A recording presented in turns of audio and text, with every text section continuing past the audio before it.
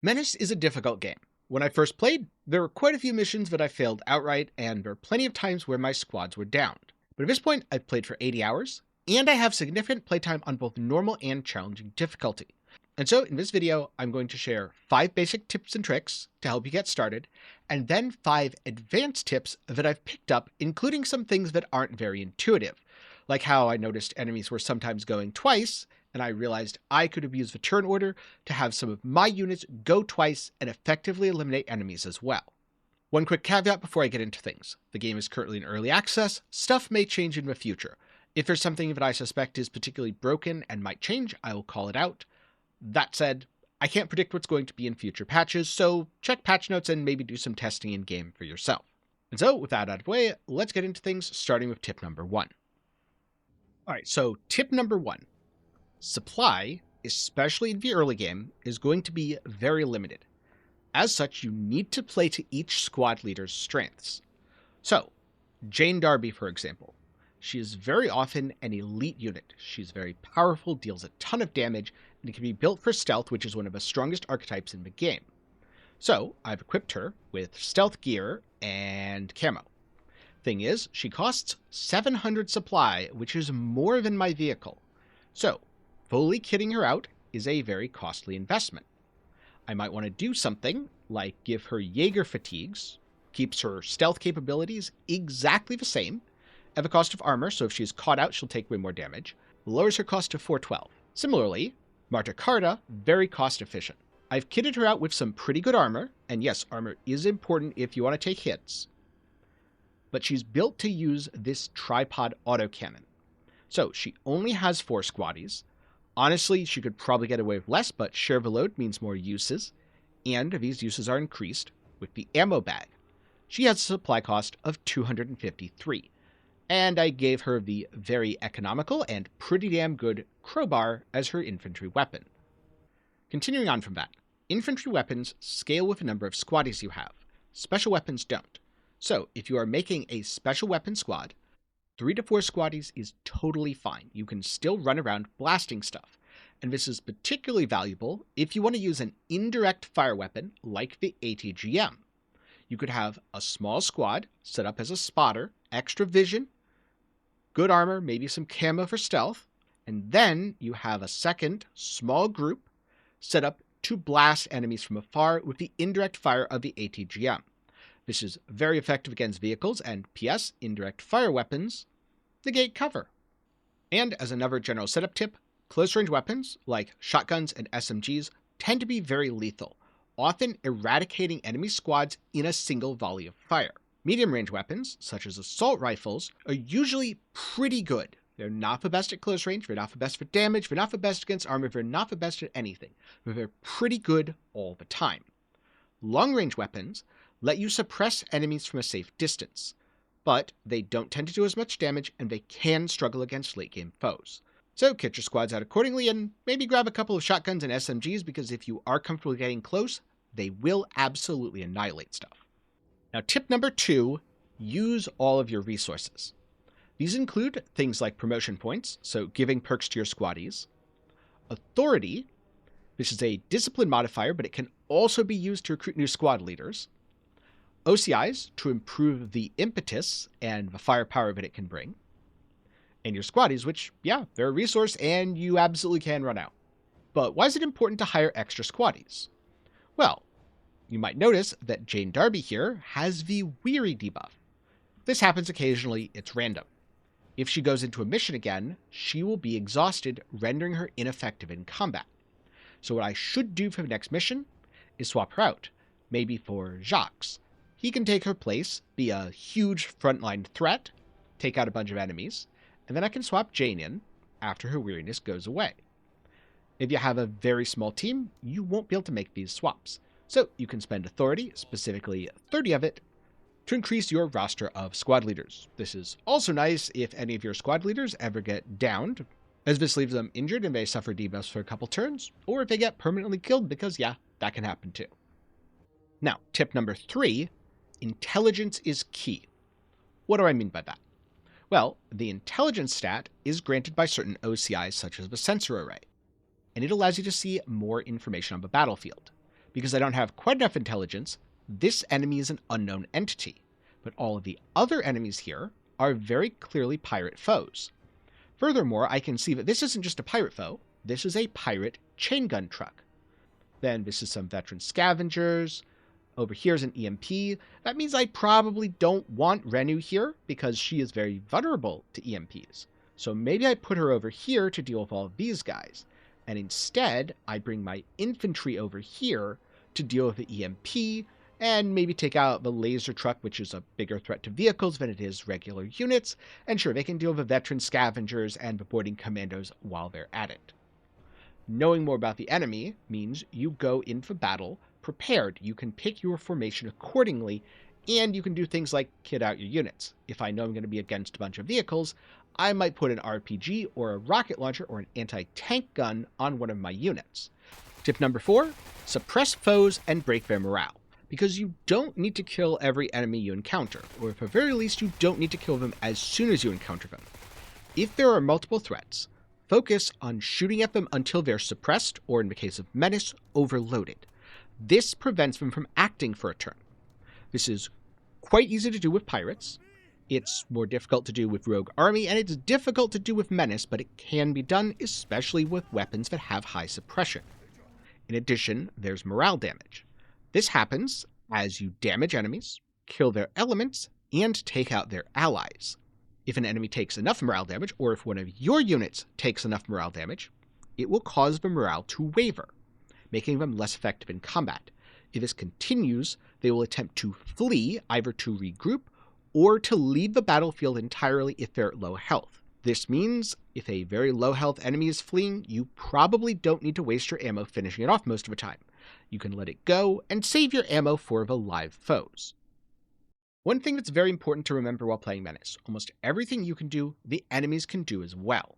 This means if you have a weapon that's really good at AoEing stuff, they'll have that weapon too. If you can break their morale, they can break your morale. And by the way, Menace enemies specialize in breaking morale. Tip number 5, advance under cover. See, cover makes it harder for enemies to shoot your units. So this pirate HMG, really dangerous. It can probably fuck up any of my squads if it gets a clear line of fire. Now, Jane Darby, probably not going to see her, especially after she eliminates these guys. But Cody, well, he could be more vulnerable. That's why I am currently using Renu and her tank as cover, because the cover bonus reduces enemy accuracy, meaning it's very likely that if a pirate takes some pot shots, he's not going to land very many of them, given that Cody has the fortification perk, which increases the effective cover, so he has effectively level 2 here. Cover has 3 levels. Level 1, small accuracy penalty. Level 2, significant, and level 3, so if an enemy was over here and just firing, they basically wouldn't be able to hit him. Just keep in mind, cover is directional, so if an enemy was right here, they could shoot Cody no problem. Also, if Cody moves and he's here, he doesn't get cover anymore. He's out in the open and he's vulnerable. Alright, so those are 5 basic tips and tricks to get you started. Let's move on to something a little more advanced. Before we do, though, a quick reminder that if you're enjoying the video, do be sure to get subscribed for more content. Also, leave a like. It really helps with YouTube algorithm and showing the video to more people. Alright, so first advanced tip. There's 2 types of turns in this game. I'm going to call them turn, small t, and turn, capital T. Now, the small t refers to a unit's turn. So if I want to move Cody Grieffinger, that would be using his action points, aka part of his turn. Same with shooting a weapon or anything like that. But then there is the turn order up here. So it's my turn currently, then it's the pirates, and then it's the Menace. But here's the thing. Have you ever noticed that sometimes enemies go twice in a row and it feels a little bit unfair? Or at the very least, an enemy advances on one of your units, and then they get to go again before your unit does anything? Well, that's because of the turn order. Let me explain. Right now, it's Cody Grieffinger who's selected, but if I right-click here, and I select Renu over here, I can use my turn to move her. And then I can fire on these guys. It kills them. I can fire on these guys. They're probably feeling like this is very unfair, because she moved out of order. So then the enemy goes, they get their turn, and it's back to Cody Grieffinger. and I cannot select Renirewa anymore. Why? Because she has taken her turn in the capital T turn, meaning until every unit on the map is gone, she can't go again. This is how you get those two little consecutive turns, quote unquote. And this segues very nicely into my second point, which is that stealth items are broken.